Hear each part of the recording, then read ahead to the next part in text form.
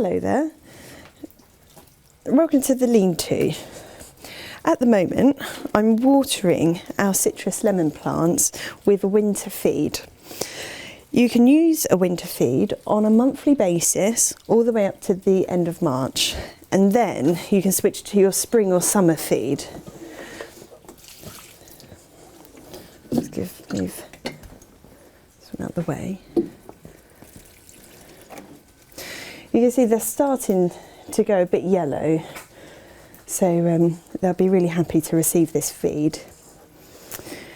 We use just a Vitax citrus winter feed solution, and it has all of the details on the back of how the ratio to water. So it's 1 teaspoon to 1.5 litres, and then you can add it up depending on how much water you're using. But it's a balanced mixed fertiliser, which is quite rich in nitrogen to help promote green growth.